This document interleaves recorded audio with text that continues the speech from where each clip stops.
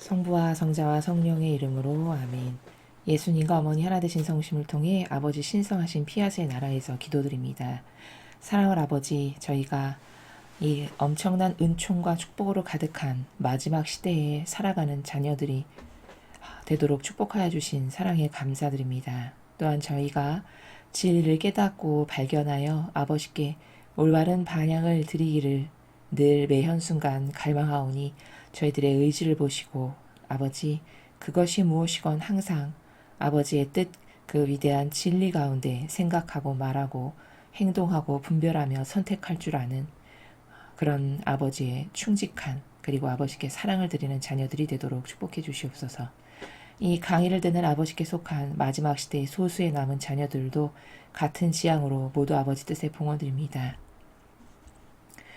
하나의 영혼이라도 더 구원되기를 바라시는 아버지의 그 의지와 지향대로 저희 사명이 저희들이 전하는 이 진리의 말씀을 통해 더 한 명이라도 아버지께 가까이 갈 수 있기를 늘 염원하오니 더 많은 이들이 진리의 강의를 듣고 올바르게 반영할 수 있는 은총으로 이끌어 주시옵소서. 이 모든 기도 우리 주 예수 그리스도의 이름으로 기도드리나이다. 아멘. 성부와 성자와 성령의 이름으로 아멘.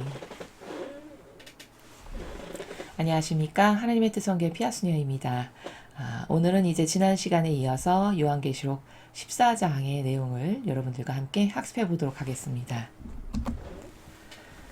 요한계시록 14장 14만 4천 명이 부른 노래. 그리고 나는 어린 양이 시온산 위에 서 있는 것을 보았습니다. 그 어린 양과 함께 14만 4천 명이 서 있었는데 그들의 이마에는 어린 양과 그 아버지의 이름이 적혀져 있었습니다. 그리고 큰 물소리와도 같고 요란한 천둥 소리와도 같은 소리가 하늘로부터 울려오는 것을 들었습니다. 또 그 소리는 거무고 타는 사람들의 거문고 소리처럼 들렸습니다. 그 14만 4천 명은 옥자와 네 생물과 원로들 앞에서 새로운 노래를 부르고 있었습니다. 그러나 그 노래는 땅으로부터 구출된 14만 4천 명 외에는 아무도 배울 수 없었습니다. 그들은 여자들과 더불어 몸을 더럽힌 일이 없는 사람들이며 수총각들입니다. 그들은 어린 양이 가는 곳이면 어디든지 따라다닙니다. 그들은 사람들 가운데서 구출되어 하느님과 어린 양에게 바쳐진 첫 열매입니다. 그들의 입에서는 거짓말을 찾아볼 수 없으며 그들은 아무런 흠도 없는 사람들입니다. 새 천사의 전갈.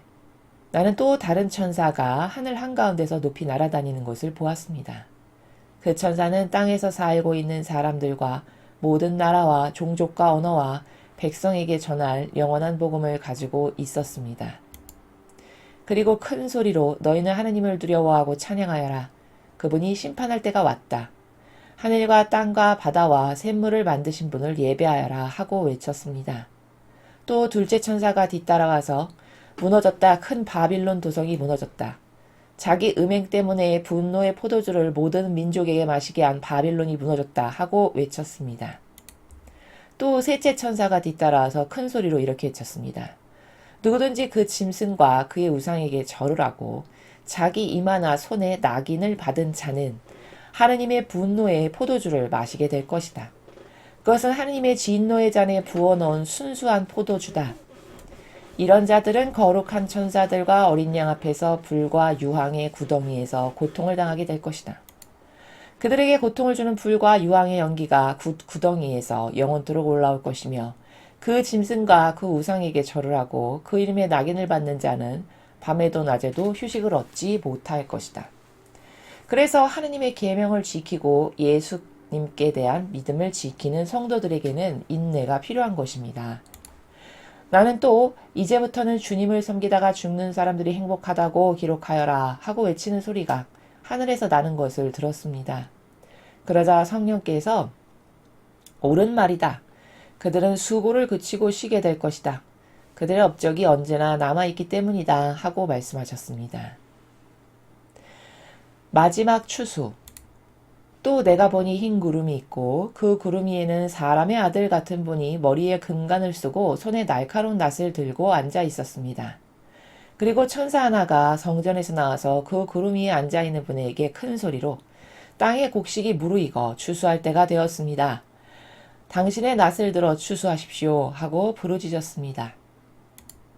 구름 위에 앉은 분이 낫을 땅 위에 휘두르자 땅 위에 있는 곡식이 거두어졌습니다. 또 다른 천사가 하늘에 있는 성전으로부터 나왔는데 그도 또한 날카로운 낫을 들고 있었습니다. 또 불을 지배하는 다른 천사가 제단으로부터 나왔습니다. 그는 날카로운 낫을 들고 있는 천사에게 큰 소리로 당신의 날카로운 낫을 들어 땅의 포도원에서 포도송이들을 거두어 들이십시오. 포도가 다 익었습니다. 하고 외쳤습니다. 그래서 그 천사는 땅 위에 낫을 휘둘러 땅에 포도를 거두어 가지고 하느님의 큰 분노의 포도주를 만드는 술틀에 던져 넣었습니다. 그 술틀은 성 밖에 있었고 포도가 그 속에서 짓밟혔습니다. 그 술틀에서부터 피가 흘러나와 한 길이나 되는 홍수를 이루어 거의 천리가량이나 퍼져 나갔습니다. 주님의 말씀입니다. 하느님 감사합니다.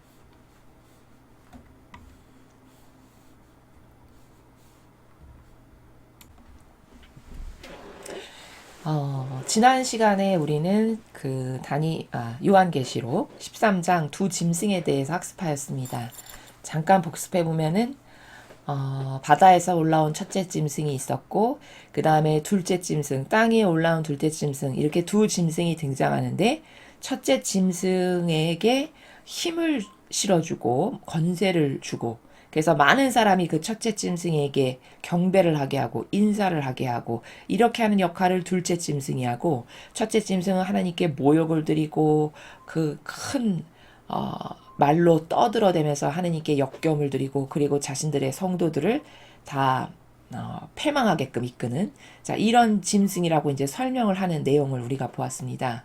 그래서 분석을 하나하나 해보니까 첫째 짐승은 다니엘서에 우리가 익히 7장에서도 봤고 8장에서도 학습했던 작은 뿔의 세력 그리고 순양의 세력 바로 교황권이다. 이것을 확인하였고 그 다음에 이 교황권에게 힘을 실어준 둘째 짐승의 정체는 바로 우리가 지금 이 세상에서 글로벌리스트라고도 하고 혹은 딥스테이트라고도 하고 혹은 카발 세력이라고도 합니다.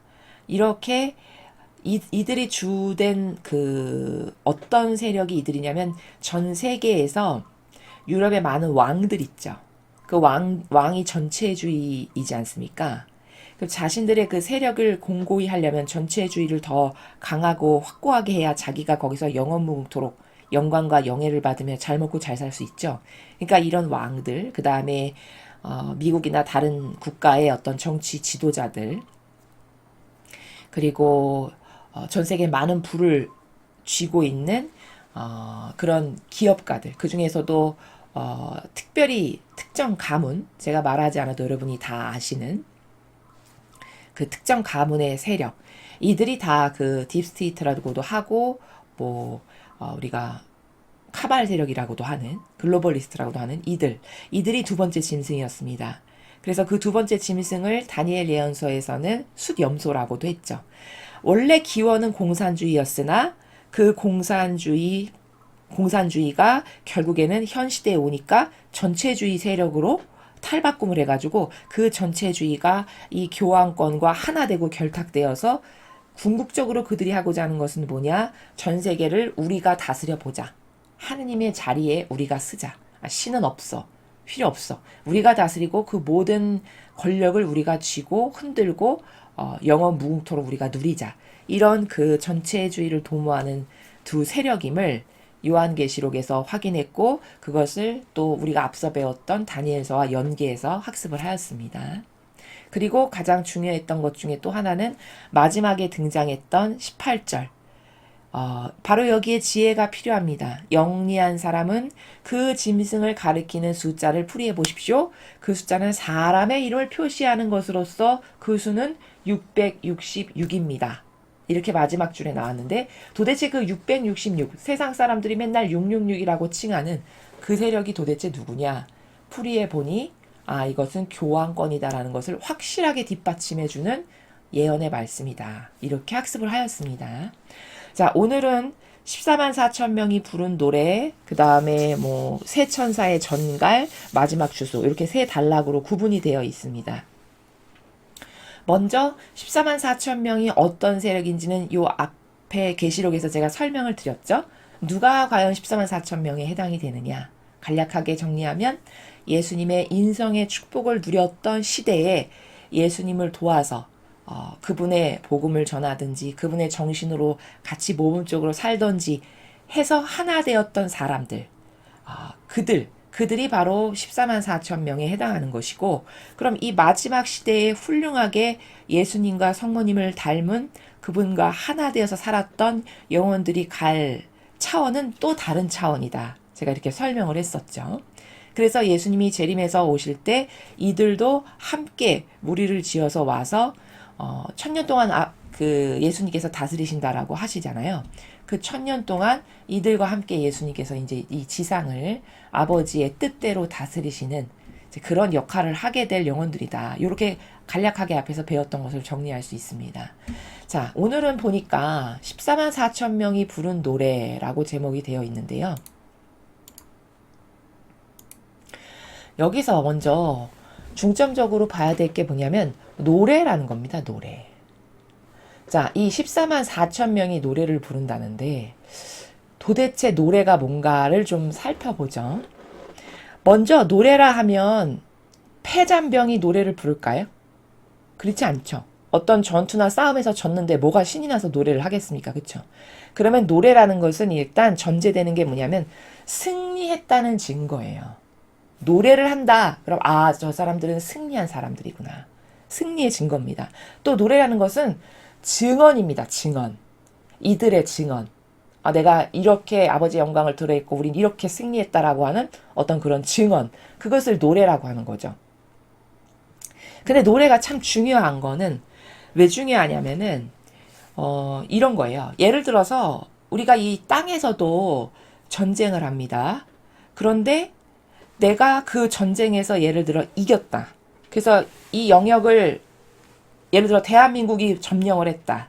그러면 그 점령지대에 가가지고 결정적으로 태극기를 딱 꽂고 거기서 사진 촬영을 하는 게 중요할까요? 안 할까요? 중요하죠. 왜냐? 승리했다는 증거를 남겨야 되니까. 내가 여기를 점령했다는 증거를 남겨야 되니까. 중요한 거죠. 마찬가지라는 겁니다. 노래도 그런 관점으로 보아야 한다는 겁니다. 다시 말해 노래가 중요한 것은 왜냐? 마치 내가 이 험악한 이 치열한 전투에서 승리해서 이 꼭대기를 점령했다라고 해서 깃발을 딱 꼽고 사진을 찍는 것과 같은 그런 상징적 의미라는 겁니다. 이 노래가. 그래서 중요한 거라는 것이고요. 그래서 마치 전쟁에서 이기면 태극기를 꽂고 사진을 찍듯이 그런 것과 같은 의미다라는 것이고, 그러면 이 노래는 요 14만 4천 명이 부른다라고 했는데 더 구체적으로 설명하면 이런 거예요. 이미 죽어서 천상에 올라간 영혼도 있을 거고, 그쵸? 그리고 지상의 대기 상태에 있는 영혼도 있겠죠. 그러면 이 지상의 대기 상태로 있는 영혼과 천상에 이미 간 영혼, 이들이 함께 부르는 노래라는 거예요. 요 노래가. 그런데 우리는 우리 눈에만 요 지상에 있는 영혼이 보이지 않을 뿐인 거죠. 왜냐하면 차원이 다르니까. 이해되시죠? 그래서 천상과 지상에서 함께 부르는 노래다. 이 노래는 이런 의미로 이렇게 이해를 할 수 있고, 제가 왜 앞에 그 예배에 대해서 설명할 때 우리가 미사가 아니라 예배가 맞습니다. 성경에 예배라는 단어로 등장하고 아버지가 이렇게 뭐 천상의 나라를 보니까 그들이 하느님 앞에서 예배를 하고 이런 것을 배웠지 않습니까? 그때 그 예배를 설명할 때 제가 이 지상에서 벌어지고 있는 예배인데 단지 그들은 영으로 존재하니까 우리 눈에만 보이지 않는 겁니다. 그들과 우리가 지금 함께 하느님께 드리고 있는 것이 예배입니다. 제가 이렇게 설명한 적이 있죠. 바로 그때 보이지 않으나 이 지상에 존재하는 그 영혼들, 이들과 천상에서 이미 올라가서 하느님과 함께 있는 영혼들, 요들이 함께 부르는 노래다라고 이렇게 이해를 하는 것이 바른 이해다라는 것이죠. 자, 그럼 노래가 무엇인지를 이제 학습했습니다. 1절부터 하나하나 살펴보면요. 그리고 나는 어린 양이 시온산 위에 서 있는 것을 보았습니다. 그 어린 양과 함께 14만 4천 명이 서 있었는데 그들의 이마에는 어린 양과 그 아버지의 이름이 적혀져 있었습니다. 자, 시온산 위에 어린 양이 서 계시다라고 하죠. 요게 시온산이 뭐냐? 원래 시온산은 지명이죠. 이스라엘에 있는 나지막한 언덕의 명칭입니다. 근데 여기 계시록에서 시온산이다 하면 이게 지명이었는데 여기서는 상징의 의미로 쓰여요. 그래서 어떻게 쓰이냐면 천상교회를 뜻합니다. 그럼 시온이 왜 천상교회야? 라고 궁금해 하실까봐 본래 이스라엘에 있던 그 시온은 그 우리가 다윗 왕 아시죠? 그 다윗이 이제 통일을 해가지고 수도를 건설할 때 그 성전을 지었던 곳이 시온이었습니다. 그래서 굉장히 상징적 의미가 강하게 담겨 있는 곳이에요. 시온이다 하면. 수도로 정했고 성전을 지었던, 그러므로 하느님께서 거하시는 곳이다, 이런 의미가 있습니다. 그래서 시온산이다 라고 하면 본질적 의미에서는 어떻게 이해하는 것이 옳으냐면 이거는 하느님이 계시는 천상교회를 뜻하는구나, 이렇게 이해할 수 있다는 것이죠. 그래서 그 천상의 교회에 어린 양이 계시는데 어린 양과 함께 14만 4천 명이 서 있더라 라는 겁니다. 그러니까 이 천상 교회에 지금 어린 양과 승리한 이들이 함께 있는 거죠. 하나님의 승리를 기념하는 겁니다. 자, 그렇게 있는 건데 그들의 이마에는 어린 양과 그 아버지의 이름이 적혀져 있었습니다. 어린 양과 아버지의 이름이 이마에 적혀 있었다는 건 뭐냐?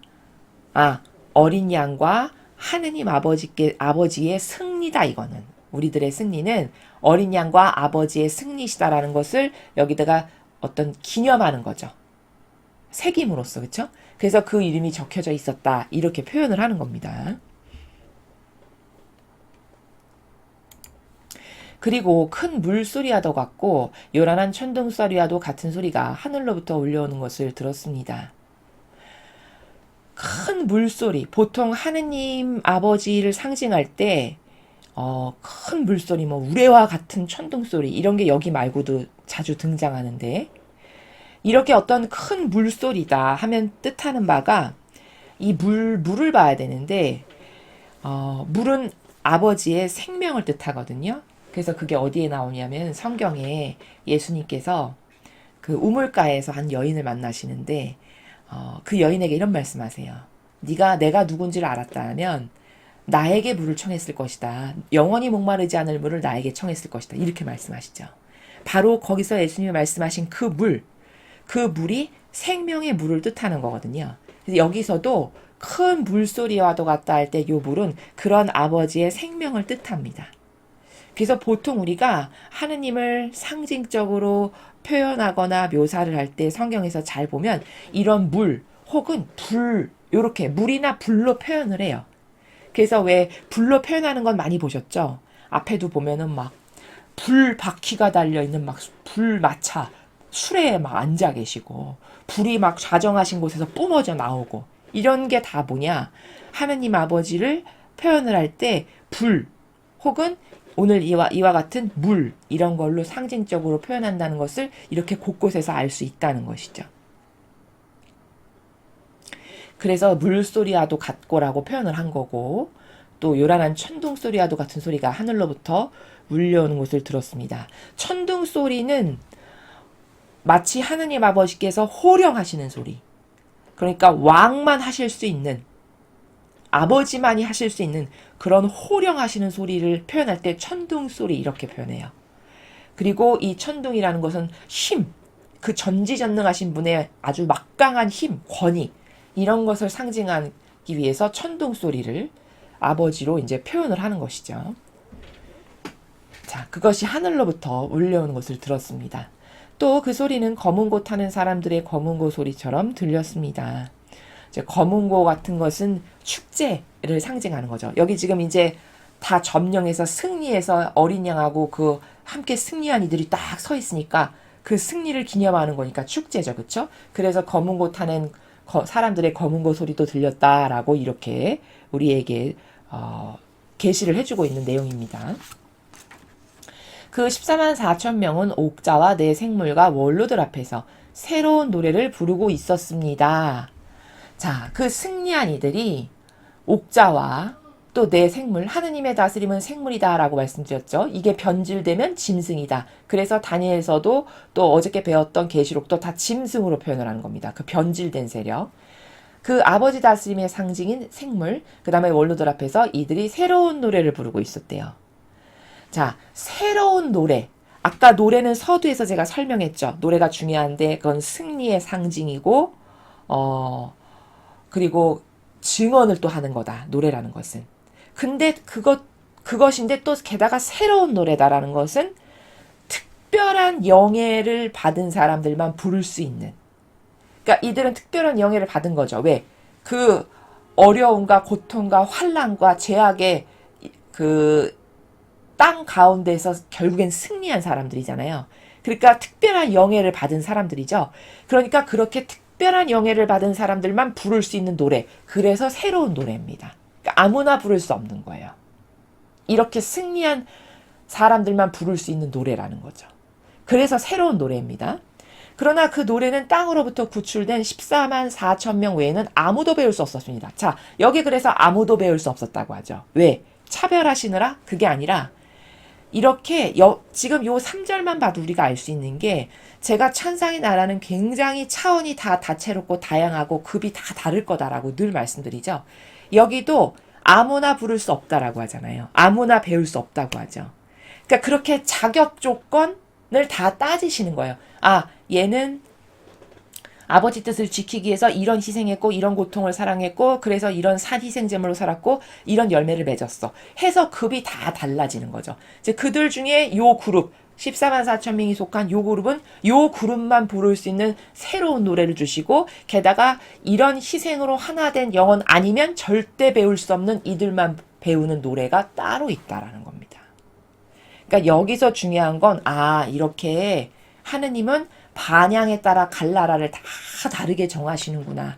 그러니까 이 지상에서 내 반향이 얼마나 중요할까. 죽고 나면 이렇게 다 달라질 텐데 갈 나라가. 이것을 캐치해서 잘 이해를 해야 된다는 것이죠. 그들은 여자들과 더불어 몸을 더럽힌 일이 없는 사람들이며 수총각들입니다. 자, 아까 승리한 14만 4천 명이라고 하는 그 영혼들은 여자와 몸을 더럽힌 일이 없는 수총각이래요. 그럼 이거 잘못 이해하면 결혼 안 한 사람만 가는가 봐. 그 말이 아닙니다. 그렇게 이론적으로 문자적으로 해석하는 것이 아니라 이건 다 본질적으로 이해해야 된다라고 제가 늘 말씀드리죠. 아버지 말씀은. 그러면 몸을 더럽힌 일이 없는 수총각이라는 것은 다시 말해서 영적으로 가늠되지 않은 영혼들을 말하는 겁니다. 영적으로 마귀랑 타협하거나 협력하거나 동조하지 않은 사람들. 여기 여자들이라고 하는 건 탕녀를 말하는 거예요. 탕녀가 누구냐? 적그리스도. 어제 말했던 666. 다시 말해 교황권의 세력. 이 거짓 교회. 이 탕녀와 타협하거나 협력하거나 동조하지 않았던 그게 몸을 더럽힌 게 아니죠. 그렇죠? 타협과 협력을 안 했으니까. 그런 영혼들이 그 14만 4천 명에 해당한다. 승리한 이들에 해당한다라는 것이죠. 그들은 어린 양이 가는 곳이면 어디든지 따라다닙니다. 왜? 예수님과 하나 된 사람들이고 그리고 이 예수님하고 무관하지 않죠. 예수님을 증언하다가 죽었거나 복음을 전하다 죽었거나 순교당했거나 이런 기타 등등의 사람들이니까 무관하지가 않죠. 그렇기 때문에 예수님이 가시면 어디든지 함께 간다는 거예요. 하나 된 사람들이니까. 다시 말해 예수님이 받으실 상급과 무관하지 않은 영혼들. 그래서 어린 양이 가시는 곳이면 어디든지 함께 갑니다. 이렇게 나타내는 거고요. 그들은 사람들 가운데서 구출되어 하느님과 어린 양에게 바쳐진 첫 열매입니다. 사람들 가운데서 구출되었다. 구출되었다라는 건 뭐냐면 뽑혔다라는 거예요. 뽑혔다. 예를 들어 지금 보편적 바뀐 종교 생활은 다 저런 거짓 교회에 속해서 그냥 하나 되고 협력하고 매일 거기 미사에 참여하고 이런 종교 생활을 하지 않습니까? 대다수가. 거기서 뽑혔다. 그럼 그 악의 무리 가운데에서 뽑힌 것이요 동시에 구출된 거죠. 그렇죠. 그래서 구출됐다라고 표현한 겁니다. 거기가 선의 무리가 아니라 악의 구렁텅이와 악의 무리 가운데서 살아남았다. 그러니까 구출된 거요, 뽑힌 거죠. 그래서 여기 구출이라는 단어를 쓰신 거예요. 그렇게 구출돼서 하느님과 어린 양에게 바쳐졌다는 건 그 아버지와 하나 되기 위해서 예수님과 성모님과 하나 되기 위해서 희생을 그들이 자원한, 희생을 받아들인, 고통을 사랑한, 그래서 그 아버지 때문에 뭐 순교당했거나 혹은 복음을 전했거나 이런 다양한 희생들, 그래서 어린 양에게 바쳐진 이렇게 표현을 하는 것이고요. 그들의 입에서는 거짓말을 찾아볼 수 없으며, 자, 이렇게 승리한 14만 4천 명이라고 하는 그 영혼들 입에서는 거짓말을 찾아볼 수 없다는 건 뭘까요? 진리로 살아가는 사람들이니까. 진리라는 건 참된 진실과 사실이라고 말씀드렸죠? 그럼 참된 진실과 사실만을 따르고 그것을 위해서 목숨도 아깝지 않게 내놓는 사람들이 거짓말을 할 리가 없죠. 그러니까 그들에게서는 진실과 사실만을 볼 수 있지 절대 거짓말은 찾아볼래야 찾아볼 수 없는 영혼입니다. 이렇게 묘사하는 거죠. 그렇죠? 그들이 어떤 사람들, 그들이 어떤 자격 조건을 갖춘 사람들인지를. 그리고 아무런 흠도 없는 사람들입니다. 자, 여기 흠도 없다라는 것은 부족한 것이 티끌만큼도 하나도 없다는 말이냐, 그런 뜻이 아닙니다. 그런 사람은 없죠. 이미 원죄를 타고났는데 태생부터가 죄인인데 아무런 흠도 없다라고 하면 여기에 들 사람이 아무도 없는 것이죠. 이 말은 그런 뉘앙스의 나라가 아니고 여기서 말씀하시는 저 행간의 의미는 정신적으로 가늠한 것이 없는 사람들. 그러니까 다시 말씀드리지만 그 적그리스도의 세력 666이라고도 표현하는 그 교황권, 혹은 또 세상의 이 카발 세력이나 글로벌리스트들, 이들하고 영적으로 정신적으로 가늠해서 협력하거나 동조한 것이 없는 그런 사람들을 흠도 없는 사람들입니다. 이렇게 표현한 겁니다. 바로 그들이 구원받아서 예수님과 어디든지 함께 가는 14만 4천 명은 이런 사람들입니다. 라고 지금 증언하는 것이죠.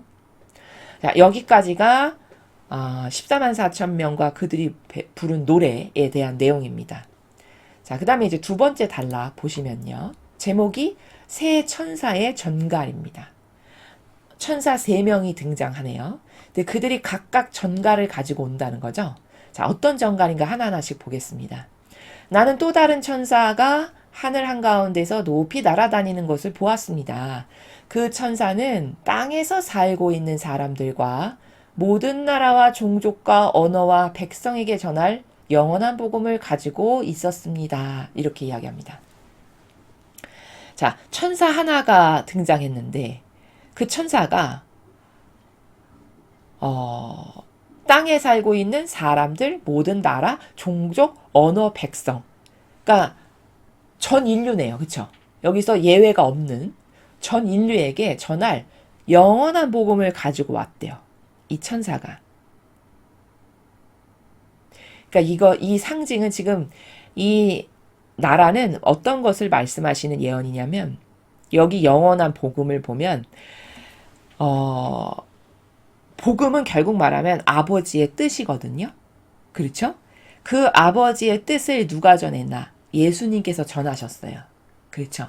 즉 예수님께서 전하신, 이 지상에 오셔서 전하신 아버지의 뜻, 그것을 영원한 복음이라고 여기서 설명하는 겁니다. 근데 그 영원한 복음이 땅 끝까지 전달될 거다. 진짜 그렇게 됐죠. 이 동양의 작은 나라인 우리나라까지 그 복음이 전파됐지 않아요.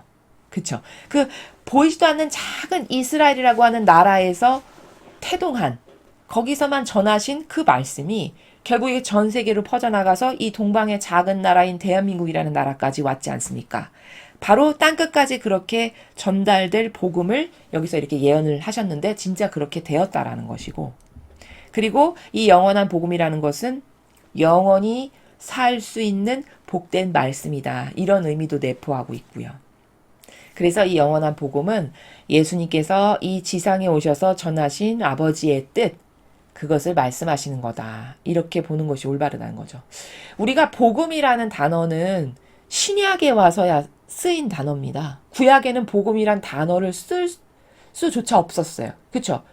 그 복음이라는 게 있지도 않았을 때죠. 예수님이 오신 다음에서야 복음이라는 것이 생긴 것이죠. 그쵸? 그러니까 이 복음은 그렇게 예수님이 오셔서 전하신 아버지의 뜻, 그 진리를 말씀하시는 거다라는 것이고요.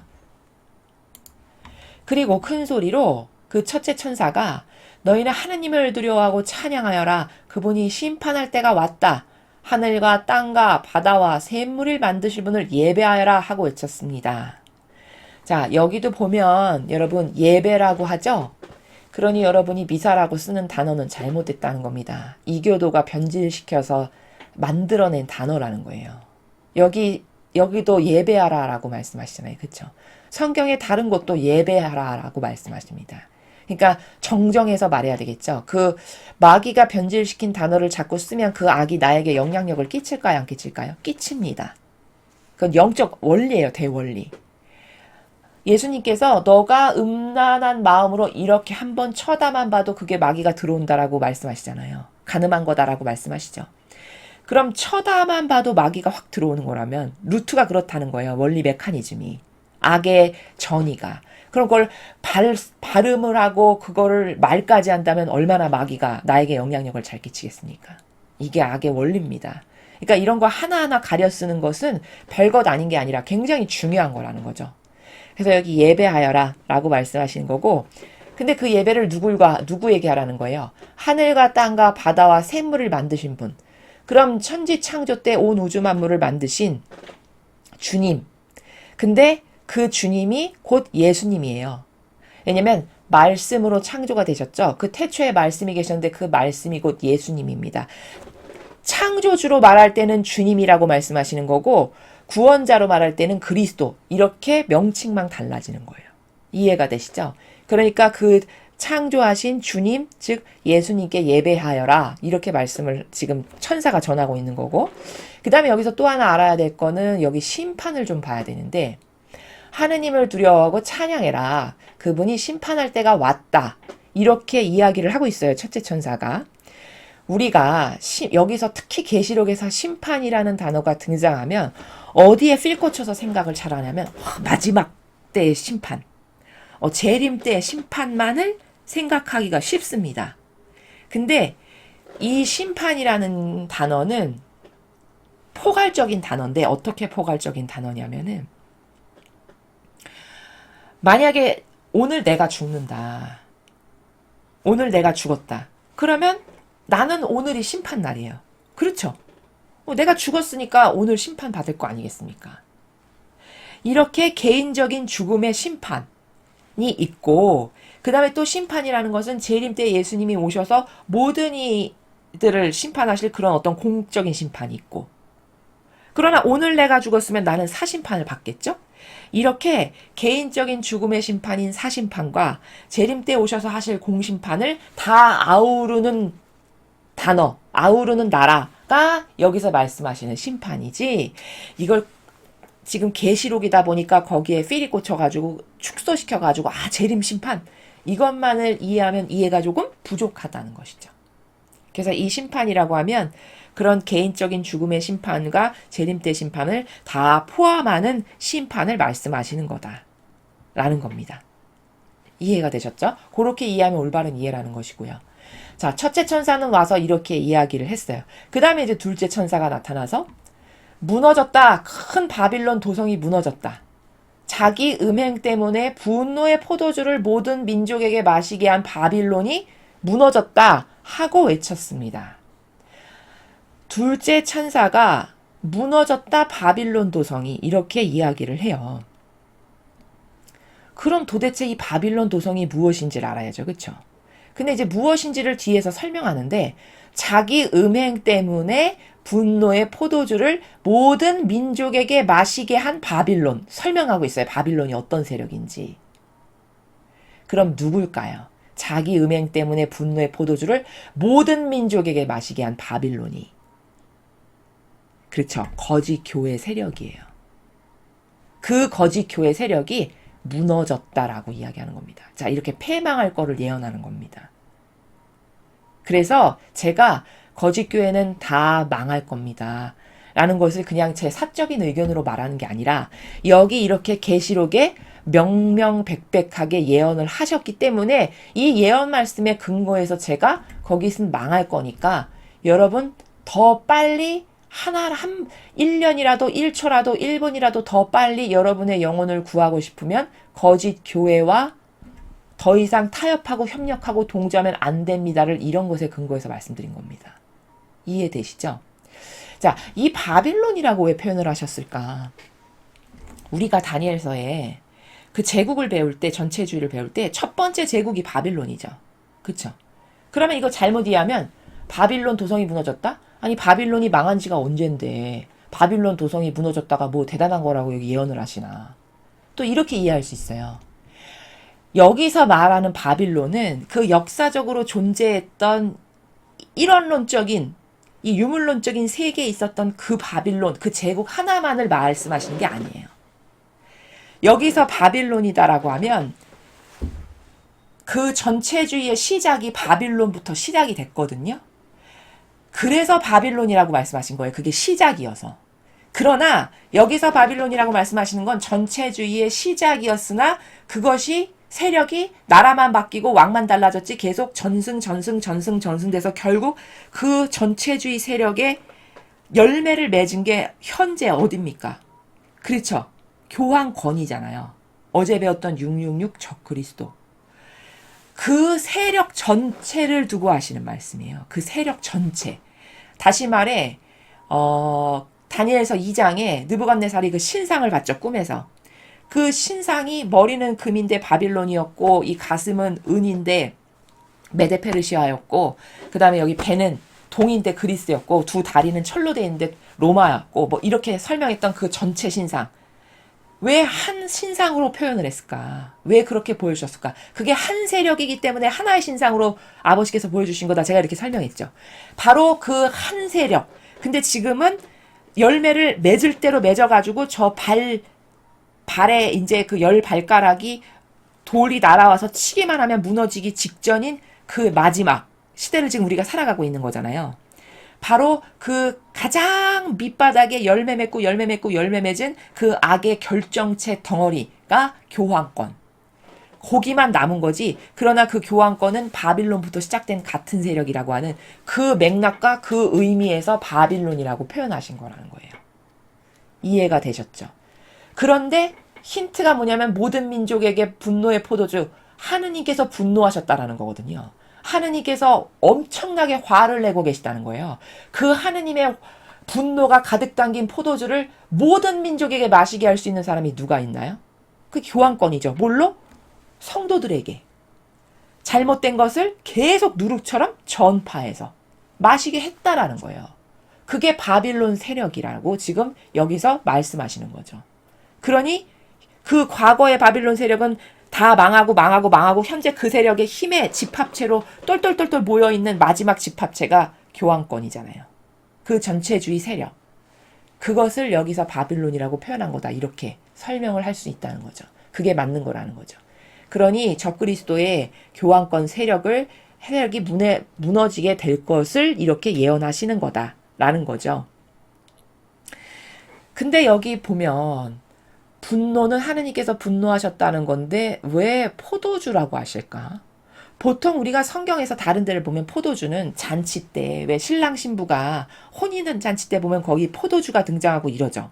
그럼 뭐 축제, 기쁨, 잔치 이런 걸 상징하거든요. 보통. 근데 왜 분노인데 왜 포도주라고 쓰셨을까? 라는 거죠. 이건 굉장히 다중적 의미예요. 왜냐하면 이들에게는 이 세력에게는 이 적그리스도 세력은 멸망할 거니까 이들에게는 불행이지만 우리에게는 예를 들어 아버지 뜻만을 믿고 갈망한 참된 남은 신자들에겐 이게 축제인가요 아닌가요? 축제죠. 이게 패망하면 축제입니다. 기쁨이고. 그래서 포도주라고 표현하신 거예요. 우리에게는 승리고 축제니까 포도주라고 표현을 하신 거다라는 겁니다. 굉장히 디테일하죠. 그래서 분노하신 건데 분노의 포도주라고 표현하신 거예요. 그것을 모든 인류에게 다 마시게 했다. 다 누룩을 먹여서. 그쵸? 다 거짓, 가짜를 착해 보이는 양의 탈을 쓰고 속여가지고 누룩을 다 마시게 해서 다 모든 인류에게 그걸 나누어 준 이런 죄악. 그 바빌론 세력, 그 탕력, 그 세력이 무너질 거다라고 지금 예언을 하고 있는 거죠.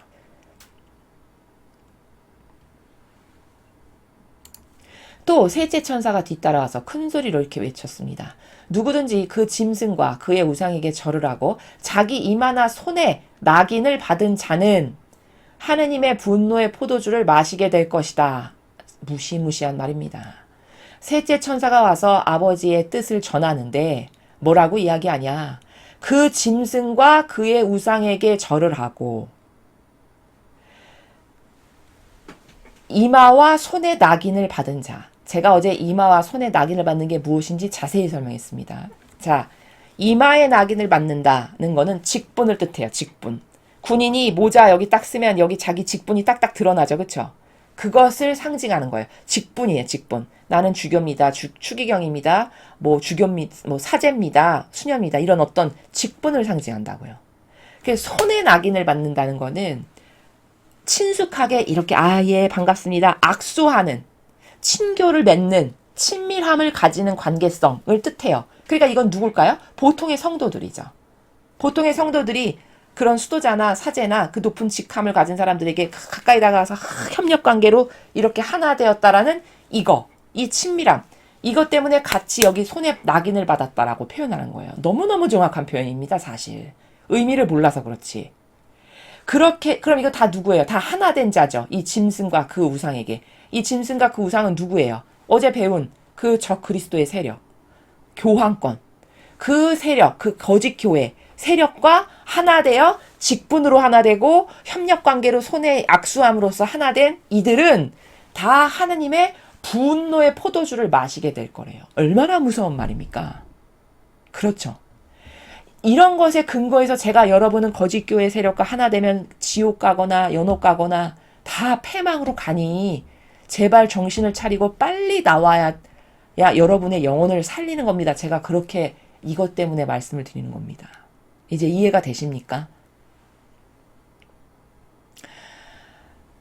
자, 이렇게 해서 받은 자는 분노의 포도주를 마시게 될 거다. 아까 제가 포도주, 분노는 하느님께서 진노하셨다는 겁니다. 굉장히 진노하셨다는 거예요. 근데 거기다가 맞지 않는 아주 상반된 단어인 포도주를 썼어요. 이건 진노인데 이건 축제란 말이죠. 그럼 상극이잖아요. 상극의 단어를 써서 표현하고자 하는 게 도대체 뭘까? 이 뉘앙스의 나라가 뭘까?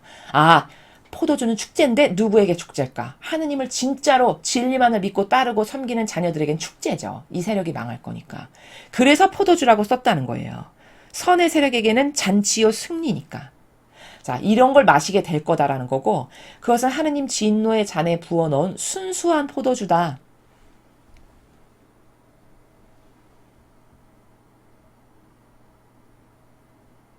자, 여기서 포도주인데 여긴 또 순수한 포도주라고 했죠. 하느님 진노의 잔에 들어있는 순수한 포도주. 이게 무슨 뜻일까요? 포도주긴 포도주인데 왜 순수할까요? 어떤 걸 순수하다고 한 걸까요? 예를 들면 위에서 수총각들이라고 표현했죠. 왜? 몸을 더럽힌 일이 없는 여자들과 더불어 몸을 더럽힌 일이 없는 수총각들입니다. 그 14만 4천 명이. 바로 그런 수총각들과 같은 영혼들의 피. 그들이 순수한 포도주예요. 그럼 누구를 뜻하는 거예요? 협력하거나 동조한 적이 없는 이 거짓교회, 이 탕녀 세력과 협력관계나 동조관계로 하나 된 적이 없는 그런 영혼들, 그걸 순수한 포도주라고 표현한 겁니다. 정확하죠. 이런 자들은 거룩한 천사들과 어린 양 앞에서 불과 유황의 구덩이에서 고통을 당하게 될 것이다. 자, 이렇게 위에서 협력관계로 하나 된 이들 있죠? 그들은 거룩한 천사들과 어린 양 앞에서 이들이 이렇게 지켜보는 가운데에서 유황의 불과 유황 구덩이에서 고통을 당하게 될 것이다. 이런 결말을 맞이하게 될 거라는 거예요. 이런 열매를 맺게 될 거라는 거죠. 이렇게 그 하느님의 분노 산 자들, 그리고 협력관계로 동조한 자들, 그들에게 고통을 주는 불과 유황의 연기가 그 구덩이에서 영원토록 올라올 것이며, 이 지옥에 간 그들에게 고통을 주는 불, 그리고 유황의 연기가 영원토록 올라올 것이다. 영원토록. 여러분, 우리가 지옥을 무서워하는 건 뭘까요? 영원토록 때문에 무서워하는 겁니다. 이게 무슨 고통이 끝이 있어야 되는데 이 고통이 끝이 없다는 게 문제죠. 그렇죠? 그 영원토록 올라온다라고 쓰여 있네요. 또 그 짐승과 그 우상에게 절을 하고 그 이름에 낙인을 받은 자는 밤에도 낮에도 휴식을 얻지 못할 거다. 그 짐승과 우상에게 절을 하는 건 뭘까요? 그 거짓 교회 교황권에다가 그냥 하느님 아닌 것에 절하는 거. 우상숭배죠. 그렇죠? 하느님 아닌 것에 절하고 하나 되는 것. 이게 우상숭배입니다. 이것을 여긴 절을 하고라고 표현한 거예요. 그리고 그 이름에 낙인을 받은 자. 그 이름에 낙인을 받은 자가 뭘까요? 예를 들면 거기서 하나 되어가지고 나는 주교입니다. 추기경입니다. 사제입니다. 수녀입니다. 이게 낙인을 받은 겁니다. 이해되시죠? 그렇게 낙인을 받은 자. 그건 밤에도 낮에도 휴식을 얻지 못하게 될 거다. 완전히 어떤 처절한 고통인지를 11절에서 너무나도 자세히 설명을 하고 있습니다. 그래서 하느님의 계명을 지키고 예수님께 대한 믿음을 지키는 성도들에겐 인내가 필요한 것입니다. 자, 이러한 처절한 고통의 나락에 떨어질 때까지 그 거짓 교회 탕녀가 핍박을 하고 못살게 굴 거라고 어제도 첫째 짐승이 그 성도들을 못살게 굴고 핍박을 굴고 죽이고 이렇게 할 거라고 나와 있잖아요. 그럼 그거를 지키는 인내심이 많이 필요하겠죠. 그때 협력 안 하려. 이런 것에 다 협력할 수밖에 없는 상황으로 몰고 간다는 거잖아요. 이렇게 많은 이들이 낙인 받아서 지옥을 간다는 거는 그럴 수밖에 없는 상황으로 몰고 간다는 거죠. 악의 세력이. 근데 그럼에도 불구하고 내가 거기 협력 안 하고 타협 안 하려면 많은 인내심이 필요하겠죠. 그렇죠? 올바른 진리를 아는 것과 인내심 두 가지가 필요하겠죠. 그것이 필요하다라고 여기 이야기하는 겁니다. 왜? 그래야 지켜질 수 있으니까. 근데 여기서 여러분 숨겨진 비밀이 있어요. 12절에. 그게 뭔지 아십니까? 여기 성도들이라고 말했다는 거예요. 성도들. 하느님의 계명을 지키고 예수님께 대한 믿음을 지키는 성도들에게는 인내가 필요하다. 이게 숨은 의미인데 뭔지 아십니까? 왜 하필이면 성도들이라고 이야기했을까요? 성직자, 사제, 수도자, 고위 성직자는 거의 없을 거니까 성도들이라고 표현한 거예요. 왜? 그들은 다 이렇게 낙인을 받은 자에 해당할 가능성이 거의 다겠죠. 거기에 속해 있으니까. 그러니까 그들 중에 구원받을 사람은 거의 없다라고 볼 수 있는 거죠. 근데 그 의미심장한 메시지를 아버지께서는 이렇게 요 단어 안에 숨겨놓으신 거예요. 그래서 그런 믿음을 지키고 인내롭게 지켜낼 사람이 많은 사람들은 성도들이 그렇게 될 거니까 그런 성도들에게는 인내가 필요한 거다. 여기 뭐 성직자들에게는, 수도자들에게는, 주교, 교황, 추기경들에게는 그런 것이 여기 이 단어 안에 내포되어 있지 않잖아요. 보통 성도다 하면 누구를 말하는지 아시겠죠? 하느님을 믿고 착실하게, 성실하게 순종하면서 진리만을 따라야지 하는 그런 많은 성도들이 여기에 해당할 거라는 그 암시적이고 묵시적인 의미가 여기 담겨 있는 겁니다. 이해되시죠? 그렇게 해서 인내가 필요하다. 타협하고 협력하지 않을 이런 말씀을 하고 계시고요. 나는 또 이제부터는 주님을 섬기다가 죽는 사람들이 행복하다고 기록하여라 하고 외치는 소리가 하늘에서 나는 것을 들었습니다. 주님을 섬기다 죽는 사람은 행복하다. 그럼 주님을 섬기는 사람이 누굴까요? 보통 진리 모르는 사람은 사제와 수도자, 성직자가 주님을 가장 잘 섬기는 걸로 보입니다. 여기서 주님을 섬기다는 그런 뜻이 아니에요. 그렇게 겉에 보여지는 그냥 겉에 형식적이고 피상적이고 이런 쪽인 관점으로 봤을 때 아유 저렇게 평생 하느님만을 사랑하고 결혼도 안 하시고 저렇게 사시네 이렇게 겉으로 보여지는 걸 말씀하시는 게 아니에요. 여기서 주님을 섬긴다는 거는 저는 아버지 뜻이 저의 전부입니다. 저는 전부로 따릅니다. 이런 영혼 있죠. 그래서 무슨 희생이든지 하느님을 위해서라면 다 감수하고 인내하고 희생하고 다 받아들이고 다 수용하는 이런 영혼, 그들이 주님을 섬기는 자들이에요. 이해되십니까? 그런 사람들이 그렇게 살다가 죽었어. 그럼 그 사람은 행복하다는 거죠. 왜? 그 사람이 반드시 천상에 갈 거니까. 그쵸? 그 얘기를 지금 하는 거죠. 그러자 성령께서 옳은 말이다. 그들은 수고를 그치고 쉬게 될 것이다. 그들의 업적이 언제나 남아있기 때문이다 하고 말씀하셨습니다. 그렇게 이 지상에서 살아가는 동안 수고로웠겠죠. 왜? 타협 안 하고 협력하고 동조 안 하려니까 얼마나 수고로웠겠습니까? 진리를 지키고 자기 뜻을 죽이고 살려니까 얼마나 힘들었겠어요. 많은 수고와 인내와 희생과 고통을 사랑했겠죠.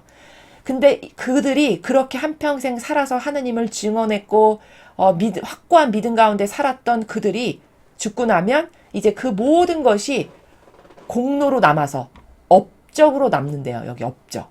그 모든 것이 이제 천상에 다 보관될 거 아니겠어요? 천상에 다 올라가서 보관될 거지 않습니까? 그쵸? 그것이 업적으로 길이 남아 있다라는 거예요. 이들이 수고롭게 이 지상에서 하나님을 위해서 행했던 모든 것들. 그래서 그 업적이 이 영혼이 딱 천상에 가면 보십시오. 이 영혼은요. 이런 업적, 이런 업적, 이런 업적, 이런 업적 이렇게 하나님을 위해서 이렇게 많은 희생과 고통을 사랑했습니다. 라고 이렇게 업적이 딱 있다는 겁니다. 이해되시죠? 그러니까 업적이라 하면 천상에서 누릴 생명의 주화 같은 거예요. 주화. 예를 들면 예수님이 천상에서 누릴 생명의 주화가 얼마나 많으시겠어요. 그래서 주화가 그렇게 많으심을 표현하시기를 나는 하늘과 땅의 모든 권한을 다 받았다. 모든 권한이 다 예수님 거라는 거예요. 왜? 그래도 타당해요. 왜? 전 인류의 모든 고통을 다 끌어안고 그것을 다 배상보속을 처절하게 완벽하게 다 하셨으니까 그들을 살린 것에 대한 권리가 예수님께 있죠. 당연히 있죠. 그 모든 것이 다 예수님의 것이라는 거예요. 그래서 하늘과 땅의 모든 권한이 다 내 거다라고 말씀하시는 겁니다. 바로 그런 것이 업적이에요.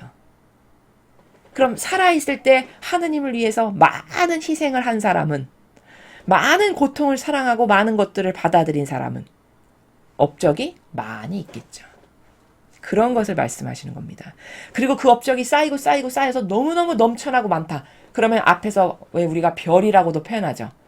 성인 성녀를 별이라고도 표현하고 혹은 천사도 별이라고도 표현했죠. 이제 그렇게 별이 될 만큼의 업적을 쌓은 사람에 이르기까지. 이렇게 그것도 천층만층 달라지겠죠. 왜 우리도 이 지삭에서 업적이 아주 놀라운 업적을 쌓으면 막 훈장을 수여하죠. 그래서 예를 들면 백선엽 장군님 같은 분은 얼마 전에 돌아가신 아주 위대한 6.25 전쟁 영웅이시죠. 여러분 아시죠? 그 백선엽 장군님 같은 분은 막 훈장 있고 군이 편충원에 안장이 되고 그런 건 왜예요? 그분이 살아 계실 때 쌓은 위대하고 놀라운 업적 때문이죠. 그렇죠? 그렇게 용맹스럽게 목숨을 두려워하지 않고 나아가서 이 나라를 구하기 위해서 모든 수고로움과 고통을 다 감수하고 인내하고 목숨까지도 걸고 그 전투를 해가지고 용맹함을 만방에 떨쳐가지고 많은 그 군인의 사기를 돋구고 이렇게 해서 결국은 이 나라가 이렇게 자유민주주의 국가가 되는데 결정적인 영향력을 끼친 거잖아요. 그럼 엄청나게 큰 업적이죠. 예를 들면 이런 것과 같은 하느님을 위해서 누가 이런 것을 한다. 이런 게 다 업적이라는 거예요. 그런 것이 영원무궁토록 천상에 진열되어 있고 보관되어 있고 이렇게 다 전시가 되어 있다는 거죠. 이해되십니까? 이제 그런 것을 말씀하시는 겁니다. 그 다음 세 번째 단락. 마지막 추수. 또 내가 보니 흰 구름이 있고 그 구름 위에는 사람의 아들 같은 분이 머리에 금관을 쓰고 손에 날카로운 낫을 들고 앉아 있었습니다. 자, 사람의 아들 같은 분 누굽니까? 예수님이시죠? 예수님이 머리에 금관을 쓰고 왕이시니까요. 금관을 딱 쓰신 거예요. 그리고 낫을 딱 들고 구름 위에 앉아 계시대요. 낫은요. 상징하는 바가 뭐냐면 추수 때만 써요. 추수 때만. 그 시골에서 이렇게 농사 지으시는 어르신들께서 말씀하시던데 추수 때 낫을 쓰신다고 그렇게 말씀하시더라고요. 보통 때는 낫을 잘 쓸 일이 없고 추수 때 낫을 많이 쓴다고 하셨어요. 그럼 낫이다 하면 상징하는 바가 뭐죠? 추수 때가 왔구나 라는 거예요. 그래서 낫을 들고 앉아 계시다는 거고 그리고 천사 하나가 성전에서 나와서 그 구름 위에 앉아 있는 분에게 큰 소리로 땅의 곡식이 무르익어 추수할 때가 되었습니다. 당신의 낫을 들어 추수하십시오 하고 부르짖었습니다. 자, 천사가 예수님께 와서 말씀을 하시는데 땅의 곡식이 무르익어서 추수할 때가 되었다. 여기 보면 예수님이 낫을 들고 계세요. 그리고 명령이 떨어져요, 아버지로부터. 그래서 천사가 그 매개체로서 전달자로서 와서 말씀을 드리죠, 예수님께. 추수할 때가 되었으니까 하시라고. 이 추수도 아무나 할 수가 없는 겁니다. 그래서 여기 예수님께 하십시오라고 말씀을 드리는 거예요. 어떤 특별한 명령이 있어서 그런 천사가 하거나 아니면 온 인류의 그 죄악을 심판해서 추수할 자격은 누구만 있을까요?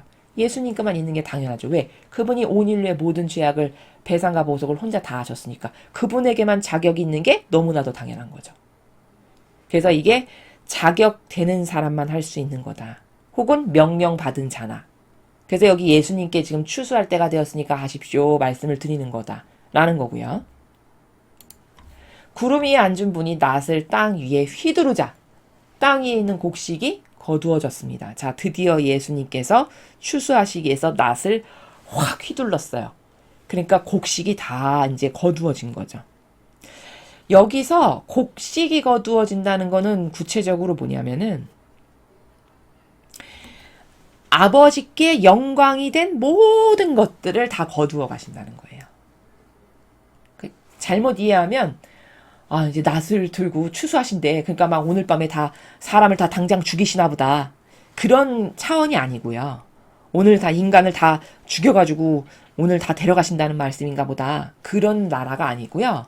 여기서 곡식이 거두어졌다. 낫을 들어서 추수를 해서 곡식이 거두어졌다는 거는 하느님 아버지께 영광이 된 이 지상에서 많은 영광이 된 모든 것들 있죠. 예를 들면 누가 뭐 고행을 막 수천 킬로씩 했다든가 희생을 해서 막 기도를 막 수천 단, 수만 단을 했다든가, 뭐 단식을 엄청 많이 하느님의 진리의 나라가 세워지기를 갈망하여 단식을 엄청 많이 했다든가, 이런 어떤 다양한 기타 등등의 아버지께 영광이 된 이 모든 것들. 또 어떤 죽어갈 영혼을 누가 진리를 전해가지고 살렸다든가, 이런 게 다 아버지께 영광이 되는 거죠. 이런 영광이 된 모든 것들을 거두는 게 곡식이 거두어졌다라는 나라입니다. 그 다음에 또 다른 천사가 하늘에 있는 성전으로부터 나왔는데 그도 또한 날카로운 낫을 들고 있었습니다. 자, 이것은 천사가 이렇게 마음대로 날카로운 낫을 들고 올 수 없어요. 이건 어떤 질서 때문에 가능한 거냐면 아버지가 허락하셔야만 가능한 거예요. 그러니까 하느님께서 오늘 네가 그 낫을 들고 가서 지상에서 이러이런 걸 해라 라고 명령이 떨어지면 이 천사는 예 하고 가서 하는 겁니다. 그런 시스템이에요. 오로지 영혼을 심판하고 판결할 수 있는 권한은 예수님께만 있어요. 기본 자격 조건이. 그래서 봉인도 예수님만 뛸 수밖에 없어서 천상에서 우리가 계시록 처음 배울 때 막 발을 동동 구르면서 어떡하나 저 봉인을 뗄 사람이 없네 이렇게 안타까워하잖아요. 근데 예수님이 모든 배상보석을 다 하시고 돌아가시고 마침내 부활하셔서 천상에 오시니까 저기 있다 저 어린 양 저분 한 분이 봉인을 뗄 자격이 된다 이렇게 이야기하죠. 그것과 똑같아요. 그런 심판의 자격은 공식적으로 예수님께만 있으신 거고, 그러나 여기 천사가 낫을 들고 온 거는 이 천사가 자격이 있어서가 아니라 이런 시스템에서는 이 천상의 질서를 지금 제가 여러분에게 말씀드리는 거예요. 명령이 떨어져가지고 그 명령을 받들어가지고 온 천사. 그런 천사라는 겁니다. 이해되셨죠? 그 다음에 또 불을 지배하는 다른 천사가 제단으로부터 나왔습니다. 그는 날카로운 낫을 들고 있는 천사에게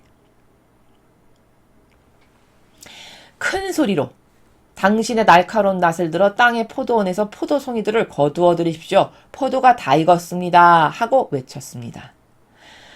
자, 불을 지배하는 천사. 그러니까 이 불을 지배하는, 제가 앞에서 하느님을 상징할 때 보통 불로 상징합니다. 제가 이렇게 설명을 했습니다. 물은 생명수, 생명을, 영원히 죽지 않고 살 생명을 상징할 때, 불은 정화, 심판, 다 태워서 깨끗하게 하는 어떤 이런 의미 혹은 징벌 이런 의미를 가지고 있어요. 근데 여기서 불을 지배하는 천사라는 거는 이제 태워 죽일 거죠. 왜냐면 앞에서 알곡부터 가려내죠. 이 심판하는 과정을 보니까 예수님이 먼저 낫을 들고 오셔서 알곡부터 가려내요. 그러니까 아버지께 영광이 될 것들을 먼저 다 거두어 가십니다. 그럼 이제 뭐 남았죠? 이제 쭉정이만 남은 거죠? 이거는 다 태워버리고 다 심판하고 죽여버리고 없애버려야 되겠죠. 이렇게 되는 거예요. 심판이. 양질의 하느님께 영광되었던 것부터 먼저 거두신다라는 걸 여기서 알 수 있죠. 그러면 이 불을 지배하는 천사는 이 불은 무슨 용도로 가져오셨겠어요? 보나마나 태워 죽일 용도로 가지고 온 거죠. 자, 그런데 이제 그 천사가 아까 낫을 들고 있는 천사 하나 중간에 왔었잖아요. 그 천사에게 하느님의 명령을 전달하는데 이제 낫을 들어서 포도원의 포도송이를 거두어라. 다 익었다. 이렇게 이야기를 해요. 그럼 여기서 포도송이를 거둔다는 거는 여기서의 포도송이는 무슨 뜻이냐면 죄악의 열매예요. 죄악의 열매. 이해되시죠? 죄악으로 맺은 열매들. 그거를 이제 거두어 드려라. 여기 포도가 다 익었다는 건 죄가 다 찼다. 찰대로 다 찼다. 이제 거두어도 돼. 이제 심판해도 돼. 이런 겁니다. 다 익었다라는 게 그런 의미예요. 그래서 그 천사는 땅 위에 낫을 휘둘러 땅의 포도를 거두어 가지고 하느님의 큰 분노의 포도주를 만드는 술틀에 던져 넣습니다. 여기 분노의 포도주, 앞에서도 분노의 포도주라고 이야기했죠. 즉 여기 분노의 포도주, 이 포도주가 여기 20절에 가면 곧 피를 상징하는데요. 즉 다시 말하면은 뭐냐면 여기서 분노의 포도주라는 건 이런 의미입니다. 탕녀인 너가 내 많은 자녀들을 피 흘려서 죽게 했으니 그렇잖아요. 그렇죠? 영혼을 패망으로 멸망으로 이끌었으면 피 흘려서 죽게 한 거죠. 네가 내 많은 자녀들을 피 흘려서 죽게 했으니 너도 똑같이 이는 이로 눈은 눈으로 성경에 나옵니다. 그 원리. 너도 똑같이 피 흘려야 된다. 해서 그 술틀에 집어 던져서 이제 짜내는, 즉 패망하는, 죽이는 이런 것을 말씀하시는 거거든요. 어마무시한 겁니다. 사실은 이 내용이. 제가 이렇게 설명을 하지만요. 이게 여러분 눈앞에 펼쳐진다고 생각해 보십시오. 지금 우리는 문자로 읽고만 있지만 이게 눈앞에 쫙 펼쳐진다라고 생각해 보세요. 그 추상을 해보세요. 얼마나 무시무시할까. 아마 발발발발발 떨게 될걸요. 거의 모두는. 그렇지 않습니까? 이렇게 사실적으로 이것을 받아들여야 두려운 걸 두려워할 줄 알고 얼른 회개를 하고 무엇이 잘못인지를 알 수 있는 거지. 이걸 그냥 문자로만 보면요. 또 막연할 겁니다. 막연하고 피상적일 거고. 그래서 이렇게 해서 술틀에 집어 던졌어요. 그 술틀은 성 밖에 있었고 포도가 그 속에서 짓밟혔습니다. 그 술틀에서부터 피가 흘러나와. 자, 여기 피라고 말씀하시잖아요. 그러니까 여기서 이 포도주는 영혼이 패망해서 죽는 그 피를 상징하는 거예요. 그 피가 흘러나와 한 길이나 되는 홍수를 이루어 거의 천리가량이나 퍼져나갔습니다. 이렇게 많은 영혼이 패망하겠다는 거네요. 홍수를 이룬대요, 그 피가. 얼마나 많은 영혼이 패망을 할 거면, 얼마나 많은 영혼이 지옥을 갈 거면 그 죽은 영혼이 흘리는 피가 홍수를 이루어가지고 천리나 퍼져나간다고 이렇게 표현합니다. 얼마나 무시무시합니까? 얼마나 무서운 징벌입니까? 그쵸? 심판이 이렇게 이루어질 거라는 겁니다. 여기까지가 계시록 14장의 내용입니다. 자, 오늘 이 14장은 어제 우리가 이제 두 짐승이 어떤 세력인가를 배웠고 오늘은 이제 14만 4천 명 그 예수님과 하나 되어서 희생으로 살았던 그들이 새로운 노래를 이제 부르는 그 장면에 이어서 더불어 심판의 과정에 이르기까지 어떻게 심판이 될 건가를 세 명의 천사를 통해서 하나하나 말씀하시고 마지막 추수가 어떻게 이루어지나 알곡부터 다 영광이 되는 알곡부터 다 가려내시고 그 다음에 이제 쭉정이들을 한꺼번에 다 심판해서 이제 죽음으로 치닫는 이런 것을 보셨습니다. 이게 그냥 이렇게 무슨 뭐 이솝우화 같은 이야기거나 그냥 소설이 아니고요. 여러분 이게 사실이고 실제라는 진실을 추상과 직관으로 이렇게 떠올려 보십시오. 이게 지금 내 눈앞에서 실제적으로 펼쳐진다. 근데 내가 그 심판대 앞에 섰다. 그러면 얼마나 벌벌벌 떨릴까요? 내가 만약에 당당하게 아버지의 뜻과 하나 돼서 행한 것이 없다면. 그렇죠. 그래서 이렇게 우리에게 시간이 남아있을 때 빨리 내가 지난날 잘못 이해해가지고 잘못된 것에 협력하고 동조하고는 얼른 회개를 하고 얼른 잘못했습니다. 회개를 하고 뉘우치고 하느님의 뜻만을 바라고 믿고 갈망하고 그것만을 행하며 살아가는 그런 영혼으로 얼른 태어나야겠다. 얼른 새롭게 태어나야 되겠다. 이런 다짐, 그리고 그걸 실제적으로 실천하는 행위, 이런 것이 굉장히 중요한 마지막 시대입니다. 오늘 이 계시록 14장을 통해서 여러분들이 올바른 여러분의 그 영혼의 지침이 돼서 더 늦기 전에 한 명의 영혼이라도 더 올바른 것을 선택하고 회개할 수 있는 그런 기회가 되었으면 좋겠습니다. 이상으로 요한계시록 14장 14만 4천 명이 부른 노래 해설 강의를 마치겠습니다. 감사합니다.